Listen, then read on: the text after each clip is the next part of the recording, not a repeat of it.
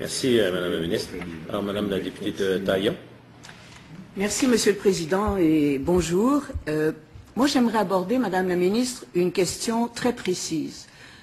J'entends la Ministre parler des appels d'offres. J'entends la Ministre parler d'une concurrence qui existerait malgré tout.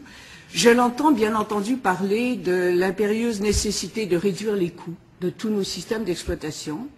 Mais il y a une chose dont elle ne parle pas, absolument pas, c'est d'ouvrir ces appels d'offres aux logiciels libres.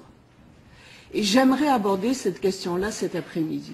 J'aimerais l'aborder d'abord parce que dans beaucoup de pays du monde, on a pris le virage des logiciels libres. On leur a permis de non seulement faire des soumissions, mais on leur a permis aussi de gagner un certain nombre de systèmes d'exploitation. Et il s'agit de logiciels qui sont plus souples, plus efficaces, qui permettent de faire des choses qu'aucun logiciel propriétaire ne permet de faire. Ils sont moins coûteux pour les contribuables.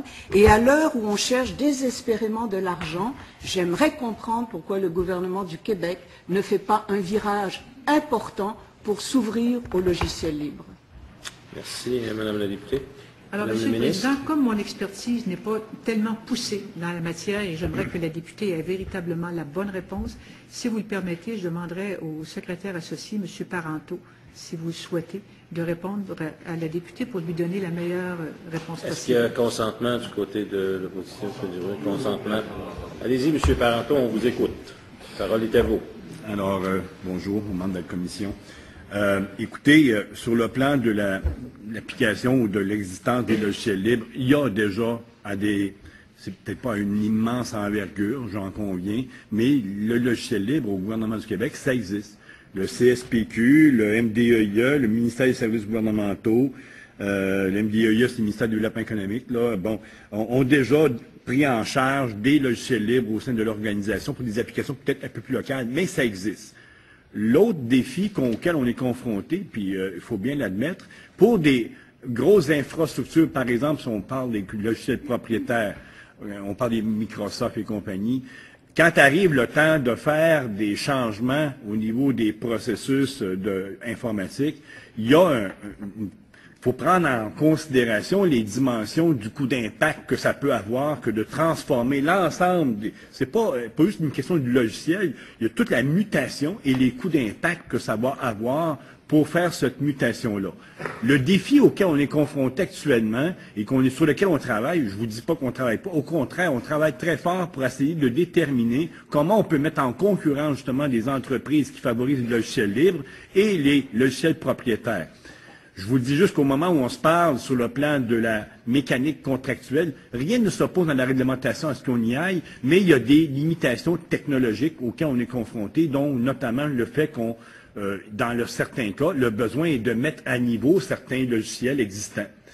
Et le gain d'aller en logiciel libre dans un contexte comme celui-là doit être évalué au cas par cas. Ce n'est pas nécessairement la meilleure solution, la panacée.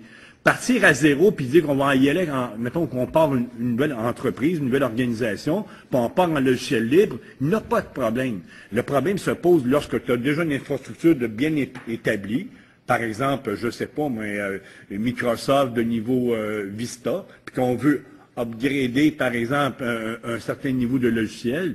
La question de l'opportunité doit être considérée, et ça, dans ce niveau-là, il y a des coûts d'impact, comme je le mentionnais tantôt. Ce que vous voyez actuellement dans certains ministères qui décident d'aller en gré à gré, c'est justement à cause de cette difficulté à pouvoir amener la mise à niveau et de mettre en concurrence potentiellement des logiciels libres, puis dire on fait fi de tout ce qui existe, puis on rentre du logiciel libre. Il faut voir un peu du cas par cas, puis comment on peut l'amener. Mais je vous dis sérieusement, on travaille là-dessus. Merci, M. Parenteau. Madame la députée de Taillon. J'apprécie beaucoup les commentaires de M. Parenteau, mais il y a aussi une dimension politique à ma question. Et à cette dimension-là, j'aimerais aussi que la ministre me réponde. Le problème des logiciels propriétaires, c'est qu'à chaque fois que vous voulez les mettre au niveau, vous devez tout racheter. Ça, on n'a pas besoin d'être spécialiste pour comprendre ça. Vous êtes pris avec une suite Office, Microsoft Office, vous voulez la mettre à niveau, vous ne pouvez pas l'ajuster à vos besoins, vous devez la mettre de côté, en racheter une autre. Ce sont des coûts astronomiques. L'avantage du logiciel libre, c'est qu'il a justement dans sa nature même la possibilité d'une évolution permanente, en fonction des expertises qu'on a chez nous, mais en fonction des expertises qu'il y a dans le monde entier. Et je pense qu'il ne s'agit pas à ce moment-ci de regarder est-ce que l'on peut, cas par cas, à petite dimension, les introduire timidement. Je pense qu'il s'agit de voir si le gouvernement du Québec pourrait, comme par exemple les 27 pays de l'OCDE, faire un virage et exprimer une volonté politique. Il y a des millions de dollars en cause dans cette aventure et je pense qu'il est temps que le Québec prenne le tournant. Merci, Madame la députée. Alors, Madame la ministre. Oui, écoutez, Monsieur le Président, c'est qu'on n'est pas en défaveur là, d'avoir des coûts, d'essayer d'avoir des coûts moins élevés. Au contraire, on est en faveur de ça. Mais en même temps, il faut dire que c'est des logiciels propriétaires qu'on appelle. Alors, est-ce que demain matin, on met tout à la porte et on recommence à zéro? Alors, c'est ça, là. Je pense qu'il faut le faire graduellement, mais tu ne peux pas, d'une journée à l'autre, arriver et dire, bien voici, ça c'est comme je vous dis, c'est des logiciels qui sont déjà la propriété.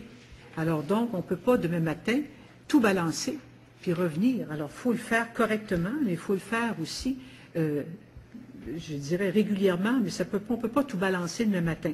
Alors donc, nous, ce qu'on est en faveur, oui, on est en faveur on est en faveur d'aller chercher des sommes, c'est-à-dire des réductions de coûts, mais il faut le faire correctement. On ne peut pas demain matin faire table rase et puis dire, bien voici, on met de côté tout ce que nous possédons actuellement et on recommence à zéro avec ces logiciels libres. Mais on n'est pas en défaveur, mais encore faut-il le faire correctement. Merci. Madame la députée de Taillon. J'aimerais en profiter, Monsieur le Président, pour dénoncer une situation qui me semble un peu aberrante. Je comprends donc qu'il y a, mettons, une timide volonté politique pour s'ouvrir petit à petit au logiciel libre. En même temps, il y a un groupe qui s'appelle le Facile, qui plaide sa cause depuis des années, et le gouvernement du Québec actuellement le poursuit pour 107 000 $. J'essaie de comprendre comment on peut d'un côté croire que le logiciel libre est une voie d'avenir, éventuellement, et d'un autre côté mettre dans la misère, parce que c'est ça qui va se passer, un groupe qui se porte à la défense de ce type d'exploitation, qui est assez révolutionnaire, mais qui n'est pas unique au Québec, qui a fait ses preuves déjà dans bien des pays du monde. Et vous me permettrez de donner un seul exemple qui devrait nous toucher. L'Assemblée nationale française, après un projet pilote, est passée entièrement au logiciel libre. Alors je me demande pourquoi au Québec on devrait être en retard par rapport à d'autres pays de la planète qui ont compris que c'était un virage essentiel. Merci. Madame la ministre. Monsieur le Président, c'est que, comme je le mentionnais tout à l'heure, on ne l'exclut pas. Il faut le faire, je dirais, graduellement. Mais en même temps, la députée de Taillon a fait mention d'une compagnie qui est actuellement devant la Cour face au gouvernement. Alors, vous comprendrez que je vais m'abstenir d'élaborer sur ce sujet.